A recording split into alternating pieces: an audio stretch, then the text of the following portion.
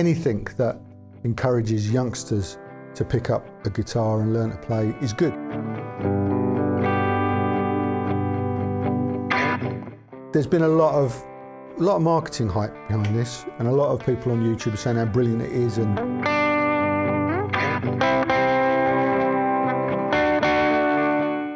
well, I'm going to take a look as well with a maybe a slightly more cynical point of view than some of the other retailers that have reviewed it.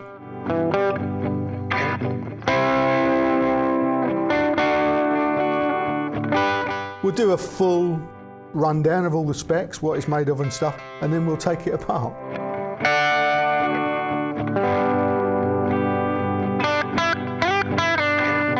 We'll have a look at the pickups, we'll do all the readings, neck measurements and stuff, wiring. We'll have a close-up look and we'll see what it's really like.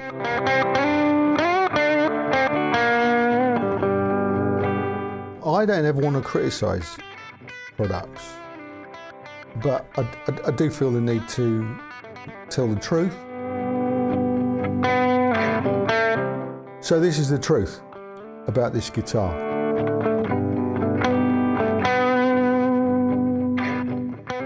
Hello everyone, welcome to the Guitaristas. Thanks for joining us. Today we're going to take a look at these Epiphone power players, as you saw in the thumbnail. I've got the SG one here, mini SG, and of course there's a mini Les Paul, isn't there? You'll be familiar with these. They're all over that YouTube at the moment, with people, you know, saying how brilliant they are. Well, I'm going to take a look as well with a maybe a slightly more cynical point of view than some of the other retailers that have reviewed it. But obviously it's a good thing, you know, anything that encourages youngsters to pick up a guitar is brilliant, really. And these, you know, this range making a, you know, scaled down version of such brilliant classic guitars like the SG, my favourite guitar of all time, as you know, and the Les Paul. It's a guitar that quite a few people are quite keen on for some reason.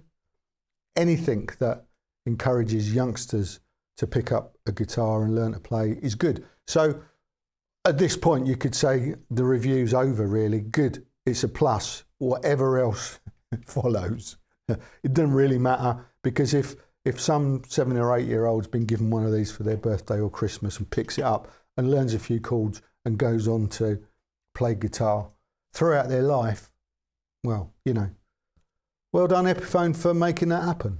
So having said all that, I'm going to take a closer look at this because, as I said, there's been a lot of marketing hype behind this, and a lot of people on YouTube are saying how brilliant it is, and Epiphone call it the first forever guitar, implying that it's gonna last for quite a while. You know, it's not just aimed at those youngsters.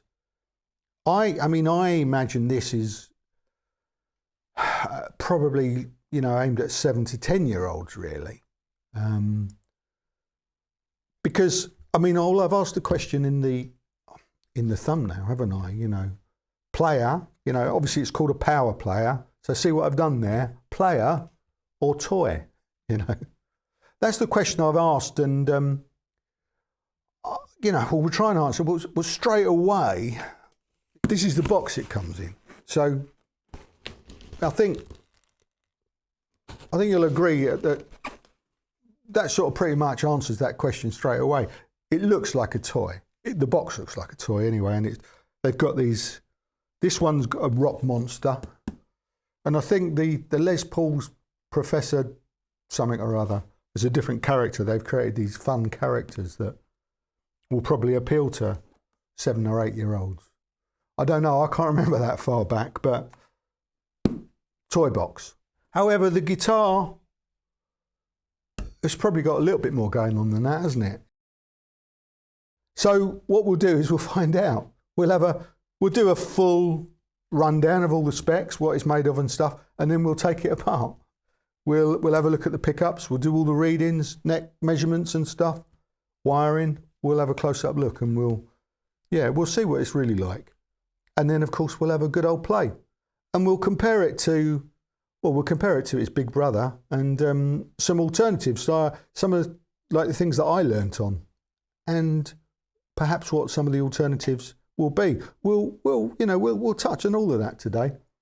Okay, so it's going to be a long one, chaps. So strap yourselves in. Of course, if you're in a hurry, if you just want to hear it or whatever, all the timestamps are in the description box. So yeah, you don't have to go through all of this nonsense. You can skip forward to something that specifically interests you. But I think it might be fun today, so I'm urging you to go and get a drink, get a coffee or a large beer or a bottle of wine or a bottle of Jack Daniels, whatever it is. Orange juice, obviously, if you're a child that's just tuned in to watch this, orange juice, none of that others, don't do all that. Go and get yourself a nice soft drink, come back and join us. It's going to be fun. I'm looking forward to it. Let's get on with it.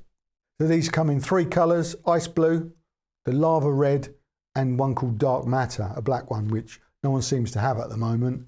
Price-wise, in the UK, both the Les Paul and this SG, £249, which is what I paid for this one.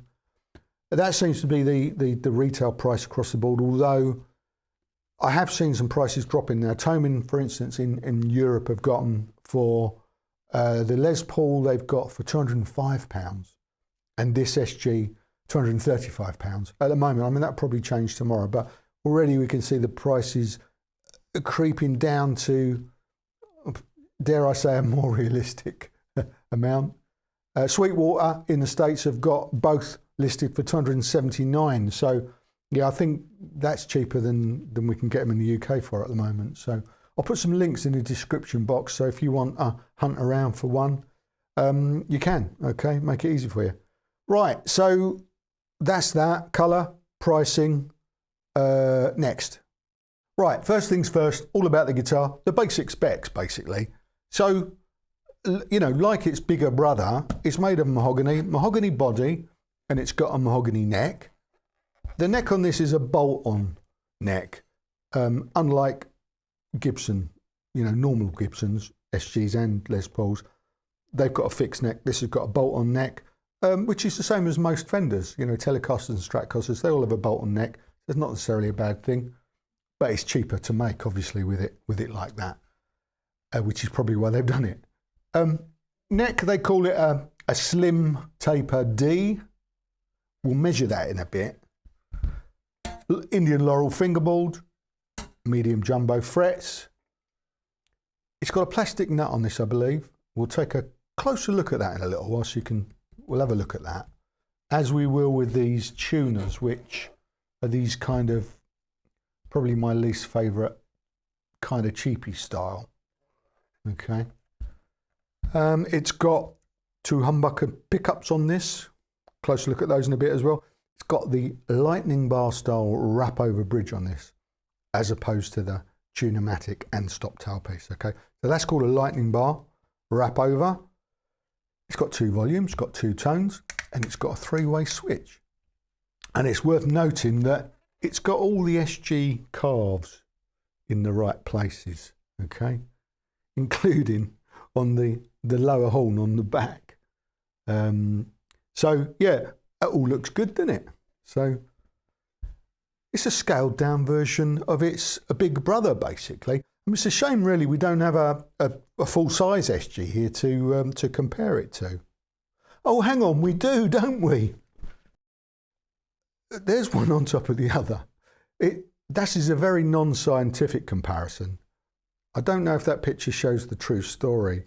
In reality, all the way around the edge here, it's about 3/4 of an inch smaller, if you know what I mean. Okay. So, and there's a shot showing you how much shorter it is, pretty much. So,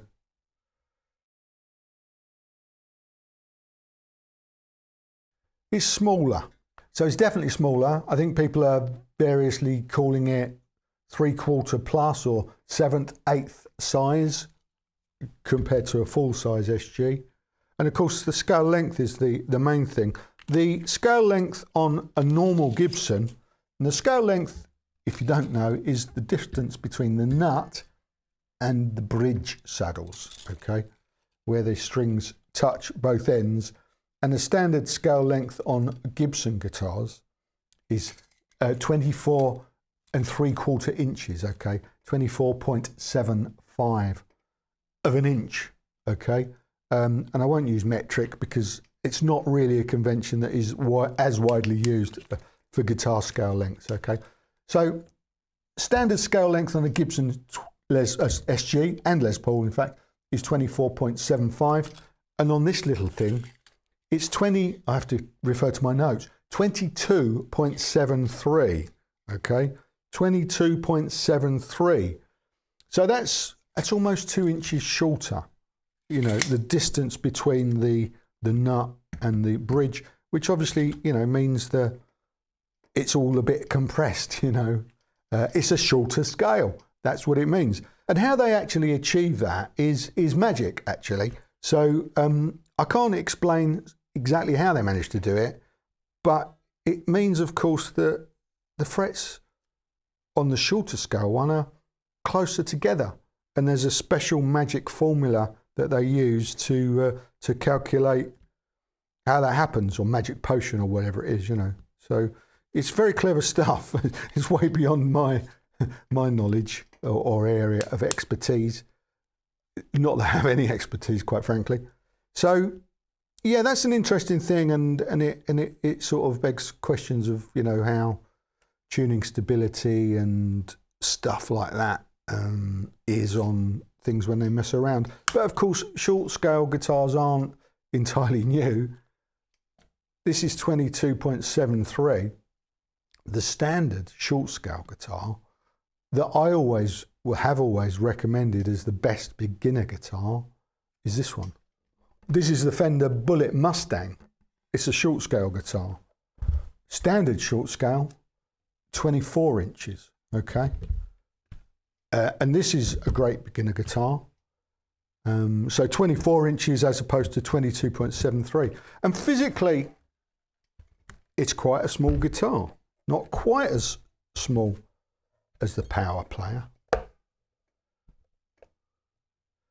But there you go. You can see the difference between those two. There's not a huge amount of difference in that, is there? So, you know, that's always been my suggestion for beginners until now has been this. 24 inch, 22.73. Definitely not a toy, might be. But the physical size of a guitar versus the scale length is also a little bit misleading, I think. This was my second guitar, not this actual one, but one like this, a Zenta Telecaster, late 60s made. Full scale length, full Gibson scale length, 24.75 inches. So, you know, comparing the two, how can we do this?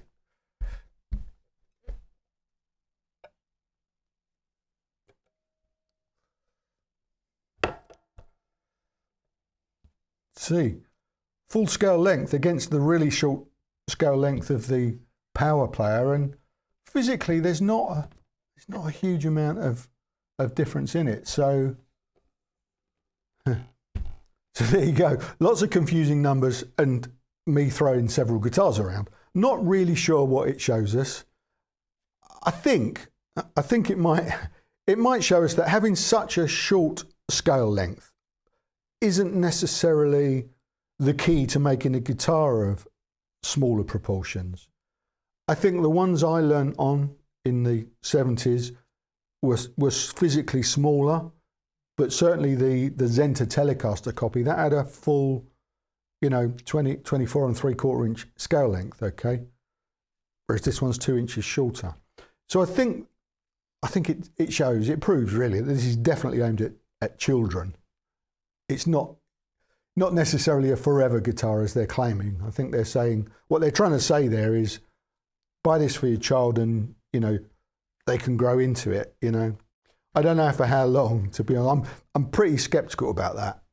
But anyway, what we'll do now is we'll take it apart and we'll do the measurements and then we'll hear what it sounds like. We'll have a proper play, see what it sounds like, because that's probably the most important thing anyway. See what it plays like, see what it sounds like, and then we can probably, you know, take a view, can't we? So let's get stuck in and do that now. Before we do that, of course, let's weigh it. It's pretty light. I have no idea. £5 7 ounces, just over £5 7 ounces. 2.48 kilograms. So a nice light guitar. Okay, before we dig deeper, let's just quickly talk about the setup as it is straight out of the box. Because most people that get one of these, presumably their kids, rip open the box and they'll want to try and play it. And presumably they won't know anything about guitars. None of us did when we started.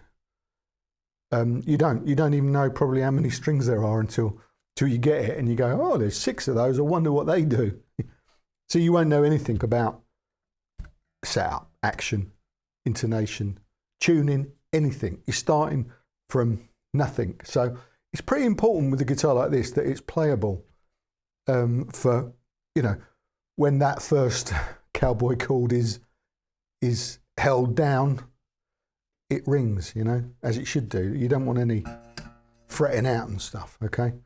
So the action on this was pretty low, and they probably do that on purpose. It's pretty low, a tiny little bit too low for my liking on the low E side, but I'm going to say it was acceptable. When you're playing it unplugged, it was a little bit buzzy. You can't hear it now, to be honest with you, but it was a little bit clattery. But you wouldn't hear that when it was plugged in anyway. And it was fine. It was perfectly acceptable. What I did notice, I've got to say this, because straight out of the box, sometimes with wrap over bridges, where the string is wound at the bottom, you get a sharp bit sticking up, and you can see what I'm doing is I'm touching that with my finger now. On the G string, where it wraps over the bridge, there's a really sharp bit sticking up, and you'd cut yourself on that. I'll show you what I mean. There's some close-ups, and I happen to have a little bit of a stocking in my pocket that I bought some. I don't wear tights as a rule, but I bought some of these when I was trying the Philip McKnight tights test. So I happen to have one of these. I don't do it as a rule, although imitation is flattery. It's Phil's thing, okay? He does the tight thing. But anyway, what I wanted to show you this now, because it probably won't work, but here you go. That's a nasty sharp bit there. So be careful if you get one. Danger. Bleeding hands. So that's just a little thing I wanted to point out. Sharp, if you're going to give one of these to a youngster in the family, just check and see if there's anything sharp there, and you might want to change the strings or something, or get a different set that don't have a particular bit sticking out at that point. So I mean, I'm used to it because I have a lot of guitars with wrap over bridges, but it's a calculated risk for me. I'm an adult, I'm aware of it. For a 7-year-old, it might come as a little bit of a surprise if they try and, you know, do their Pete Townsend on it, and straight away they'll stab themselves. So beware. Right, okay, let's get the strings off.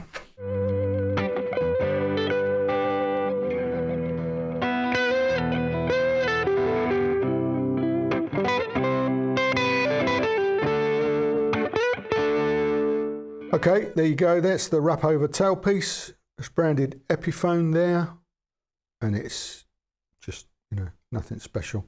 And it weighs 70 grams. 71 grams. Okay. Closer look at the fingerboard. Fingerboard looks nice, doesn't it? You know, it's not bad. Indian laurel, nothing wrong with that. Frets, a little bit dusty up there. You know, I played it a little bit, you know, a fair bit actually. It didn't feel gritty or grindy at all. Not that I've noticed, to be honest with you. It feels okay. There's no obvious sharp edges. I can feel that, but it's not what you'd call sharp. It's a little bit. That one there's a little bit scratchy. I think it's more to do with, it's not sticking out. I just think the edges could be a little bit more rounded, maybe. You know, I think I'm being a little bit fussy there. All good. Fit and finish, you know. This all seems all right along the neck.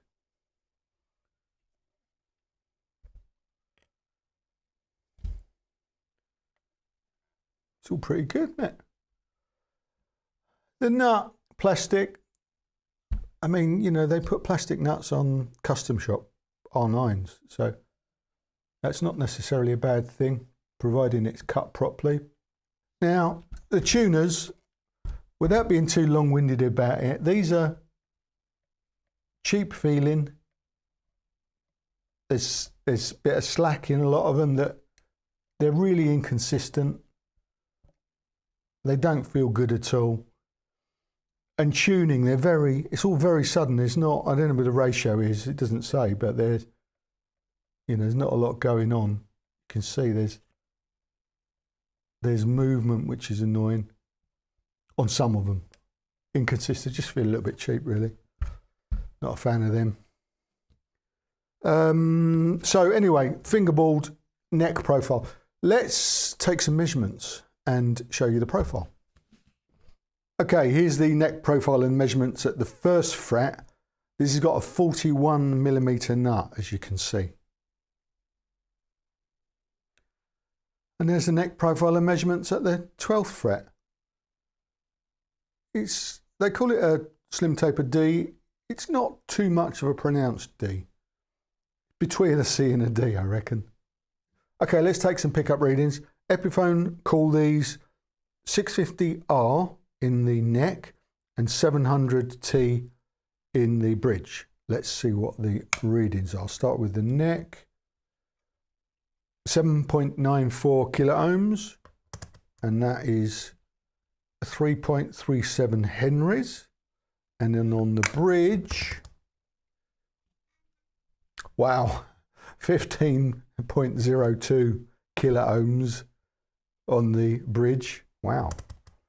And that's 5.28 Henrys. So check that again. Yeah, 15 over 15K on the bridge. That's hot, crikey. And what's in the middle? So middle's 5.19. I'm guessing these are ceramic magnets in these pickups. So let's pop them out, have a look, and see what it says underneath. See if we can decipher the Epiphone code.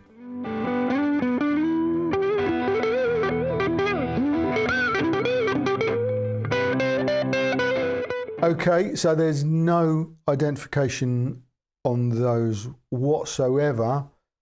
I was going to get another camera out and do some close-up, but there's no point. There's nothing to see.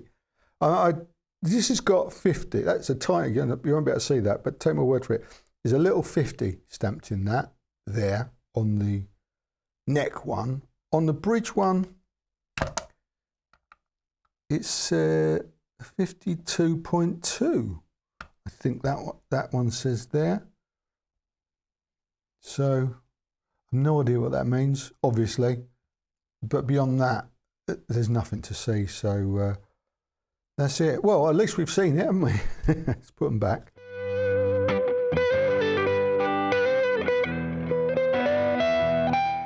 Control cavity. Take that off.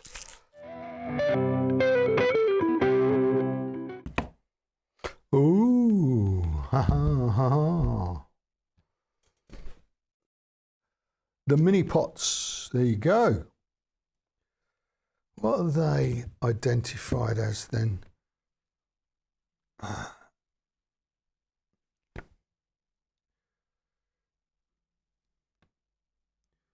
I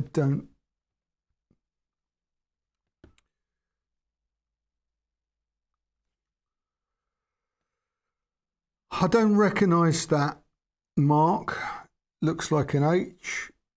Looks like an H with a Z in the middle. I don't recognise that. What that is, what they are. I'm sure some of you will. So please let us know.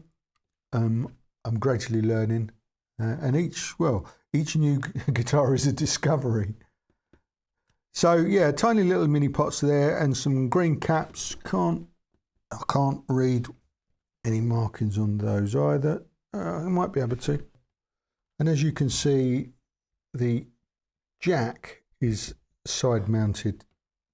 There it goes. Quick look under the truss rod cover. It's pretty much the same as the standard ones, really. Just the Allen wrench type. Nothing else to see. Let's put a new set of strings on, plug it in, see what it sounds like. See you in a minute. Here we are, new strings. I'm pleased to report also that there's no especially sharp bits sticking up now. You can see on knob cam down there. These bridges, these wrap over bridges, there is always a little bit of, stuff going on there. A little bit sharp. That's something you become aware of if you use them. Some people prevent that by, what they do is they get the old strings when they take them off, and they cut off the ball end, that little ball. They cut that off and they thread it onto the new string, and they use that. I suppose it's a spacer, really. It stops this bit of wind coming up so far. Okay, so I might do a little insert of me showing what I mean. I might not. I don't know. But yeah, that's something that some people do. I've never done it. I've never tried it. Maybe I will. Anyway, let's get on with it. So let's tune it up.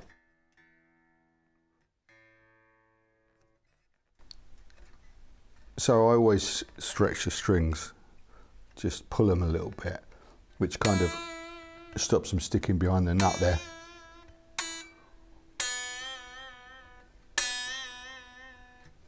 You should do that, you should hear it go. If it stays high, if it stays like that when you release it, it means it's sticking there.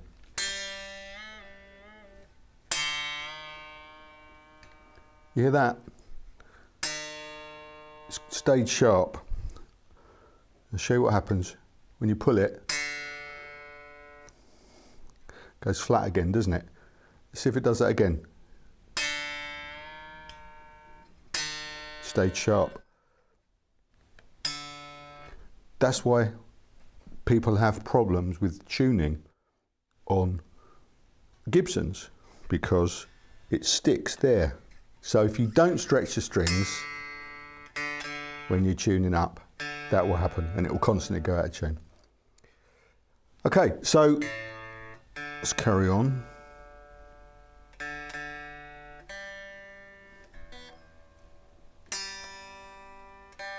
So what that tells us is the nut isn't properly cut and it needs a little bit of filing so that the string moves cleanly through it. It doesn't stick.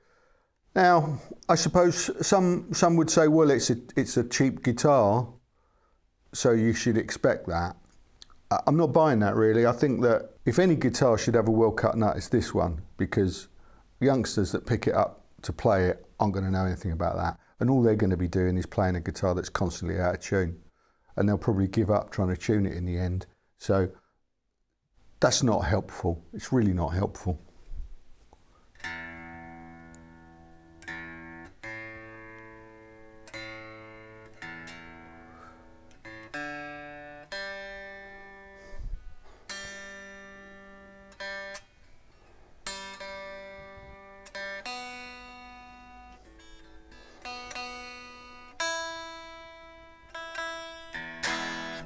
So yeah, it's been a bit of a struggle to keep it in tune, I've got to say. Right, well, let's see how we get on trying to play something.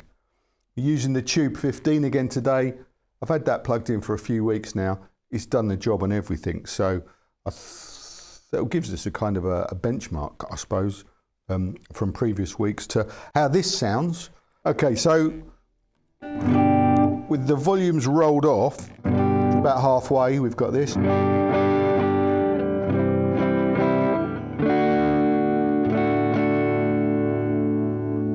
That's the neck pickup. Obviously, roll that up again.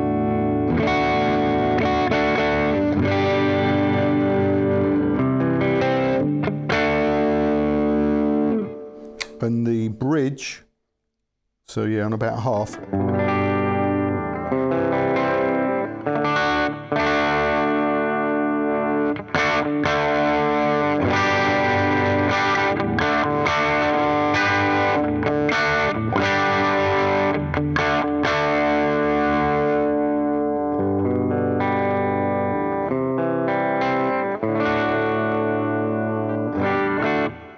Today's three chords are G, let's play it that way. It's the first chord I ever learned, and C,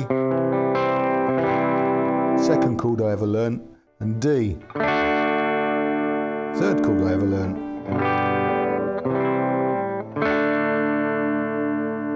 First song I ever learned was Snoopy versus the Red Baron with those three chords.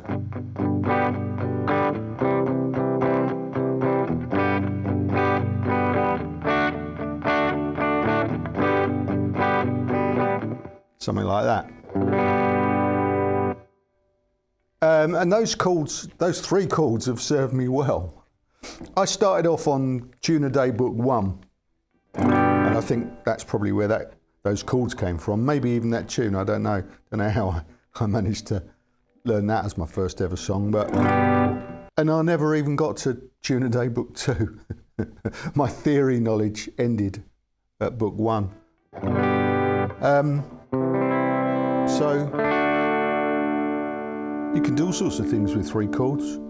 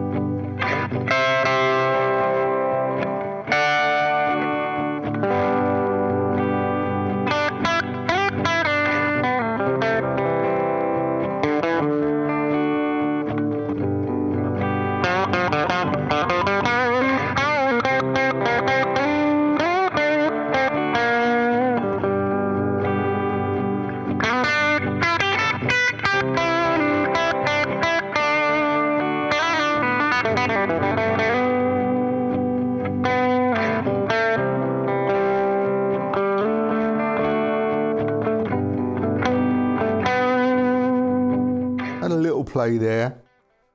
The tuning stability is not great, I've got to be honest. It doesn't sound, I mean, the intonation's okay. I've checked the intonation, and as you could hear earlier, I was playing up here, and they're ringing true. But I think it's more up here. Can you hear that? So that E there is, I'm probably just pressing too hard.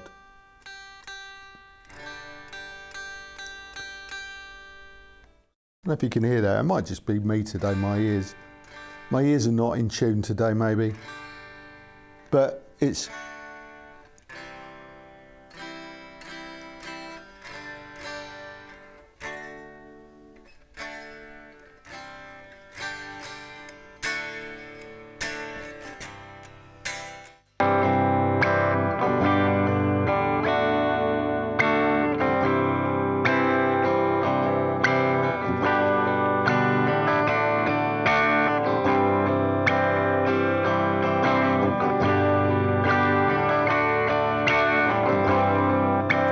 three chords again in a different order, isn't it?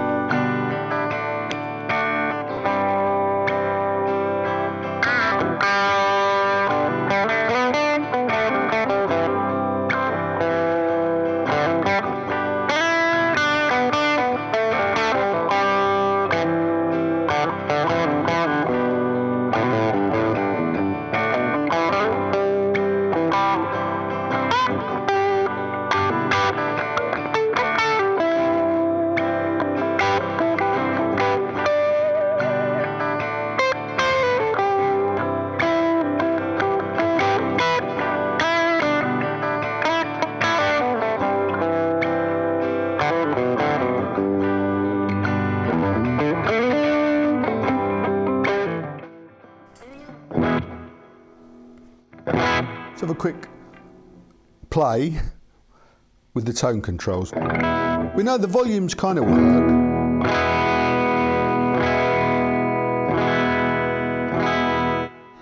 A bit.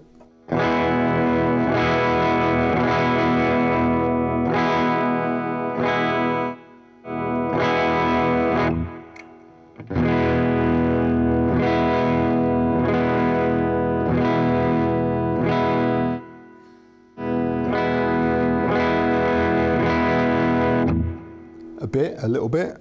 Tones.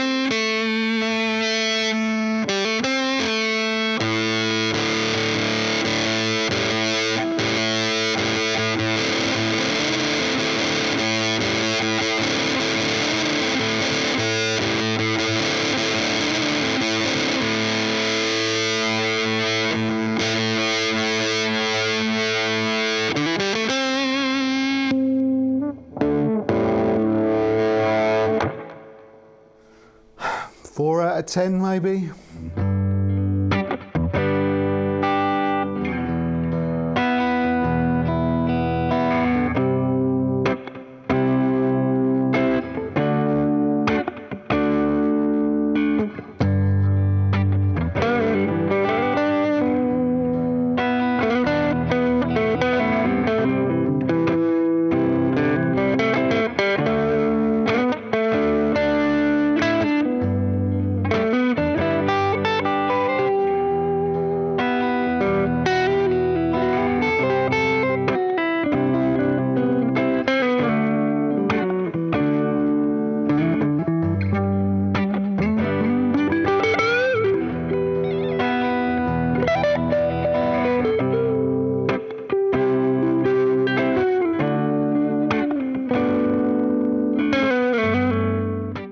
Okay, what do you think of that then?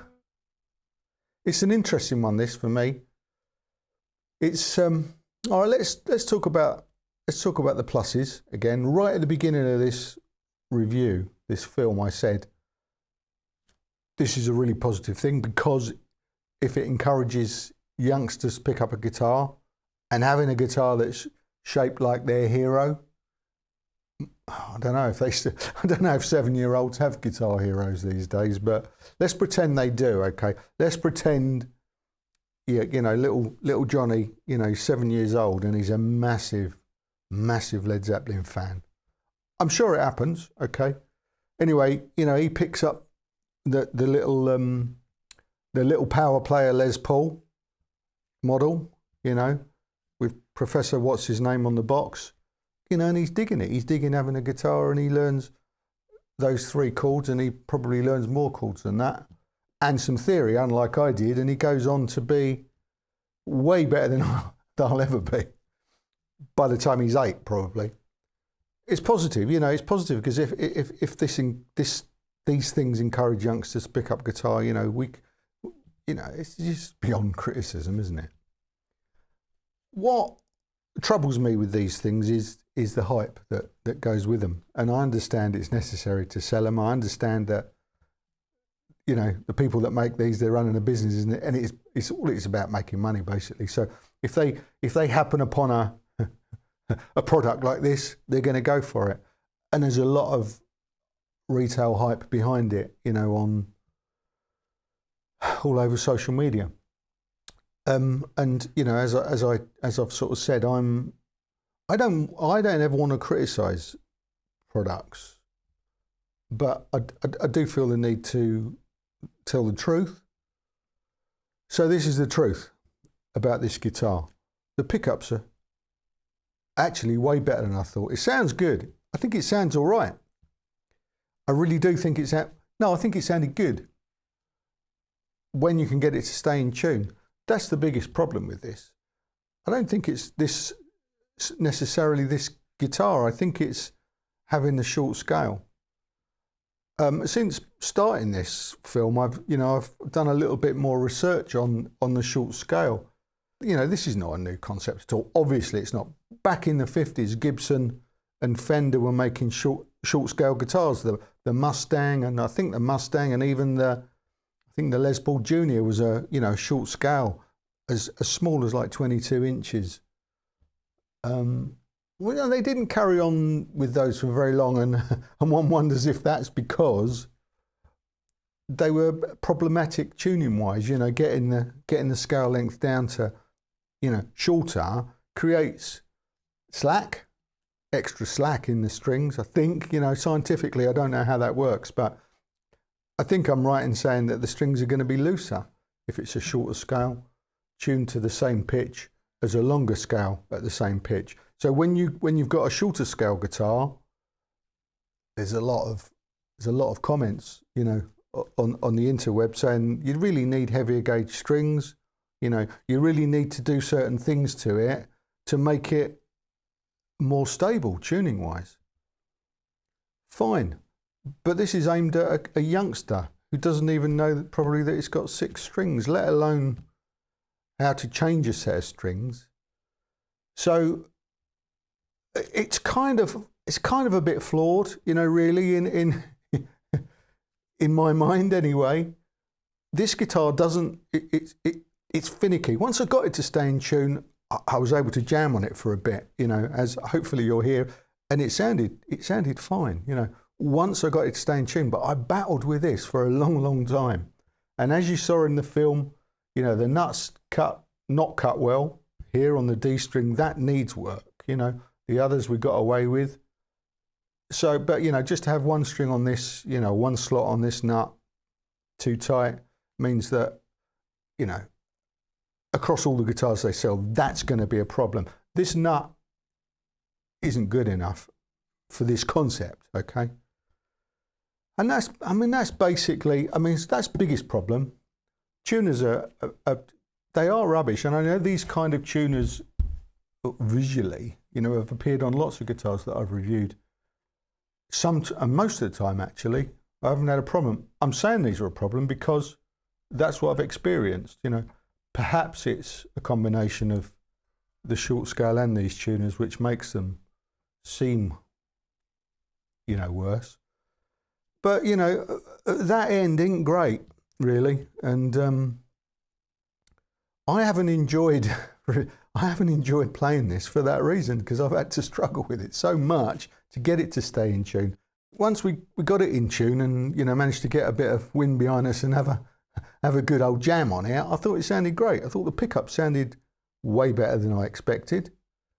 The controls were okay. You know, I gave them like 4 out of 10, I think it was, which isn't bad. You know, they're pretty much on par with a lot of the more affordable guitars that I've reviewed on this channel. For grown-ups and experienced players considering getting one of these, the, you know, handy little thing for travel maybe, the fret shorter scale, you get used to that very quickly. So, you know, the distance between the frets, unless you've got big hands, you know, you'll get used to that pretty quick. I haven't got big hands. However, I did have difficulty getting into that lower horn for the upper fret access. So yeah, my hands are average and they don't fit in there very well. This is designed for smaller hands, shall we say. You know, I'm just disappointed really that they didn't pay more attention to the nut, because it's a piece of plastic that costs pennies, less than that probably. And they put, nowadays, Graphtec tusk nuts on, I think, every Epiphone that I've reviewed for ages. And I'm always saying how good they are, how you don't have problems with them. The one guitar that really needed one of those is this one. And they've got that on it. And I think that's inexcusable, really. And for that reason, I wouldn't recommend anyone buying this for their youngster. Because we gave up, or we should have given up fighting to get our guitars stay in tune in the 70s, shouldn't we? So I'm afraid I'm just not convinced that a shorter scale guitar and a scaled down guitar like this is the best idea for beginners. I think a teenager wouldn't want this, because he'd look like a toy. You know, so I think, you know, 7 to 10 maybe you might get away with it, but I think a 7-year-old, you know, once he's, you know, they learn so quickly, they would outgrow this very, very quickly, I imagine, and want something a little bit more authentic, I suppose, or bigger. Want something bigger. Want a proper guitar. Yeah, it's more a toy than a proper guitar. There you go, I've said it. I didn't mean to say that, it just kind of came out. And of course, it's expensive for what it is. I mean, the retail price at the moment, I paid £249 for this. Alternatives, the Fender Mini Series, which are the exact same scale length as this, by the way, they're around about £130, £140 sterling, so £100 cheaper. And there's an Ibanez Micro as well, which I think is about the same price. So these are a bit rich to start with. There's no surprise there. They come from the Gibson Corporation. So yeah, there's that as well. Price-wise, you know, they're not, you know, you can get the Bullock Mustang, this, what, £115 I think it was, wasn't it? And this is what I, until now, have recommended as the best beginner's guitar. It's a short scale, it's 24 inches, it's a full-size guitar, and it's cool as fuck. So to summarise, for kids, look, it's an expensive toy as far as I'm concerned. You know, I don't think this is the best place to start, but if it makes them want to start, great, get it, and then get something better fairly quickly. For adults maybe wanting to pick it up, you know, you can work with it, obviously. You can get it in tune and you can work on the nut, and you might want to change the tuners. You could create you know, a decent travel guitar probably out of it. You can certainly play it as it is, you know, once you've coaxed it into tune. You know, there's some great stuff on YouTube in some of the reviews, you know, but you don't see what it took to actually get to that point, you know, all the stuff they didn't show you, you know. Dagan, you see him, you know, ripping the arse off of it, you know, brilliantly, as he always does, but you don't see, you know, all the stuff on the cutter room floor where he's broken several of these guitars, trying to, you know, smash them in a fit of Dagan fury, trying to get them to stay in tune, you know. You only ever see, you know, all the perfect notes and tapping that he does, you know. I always want to like guitars. I think the idea is great. Not a new idea, obviously, but I think it's, you know, I think it's a nice range. I think it's completely overhyped, and I think the design is, as is often the case, you know, from Gibson and Epiphones. Sometimes, I say often, sometimes it's a little bit flawed in you know, in the execution, really.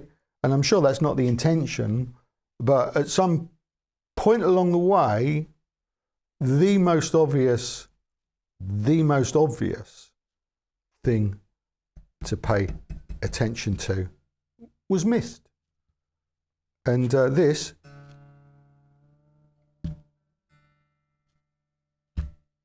was no good, is it? Really? So I don't recommend you buying one of these for the youngster in the family. Get them something else. Get them something that stays in tune. Get them a Fender Bullet Mustang for half the price of this, and they won't need to grow into it because it's already a full-size guitar. It's already a guitar that they'll be able to play just as easy as this one, to be honest with you. You know, it's only like just over an inch scale length difference. You know, that isn't going to make any difference, okay? Kids grow very, very quickly, and they'll outgrow this very, very quickly. I can't imagine seeing any.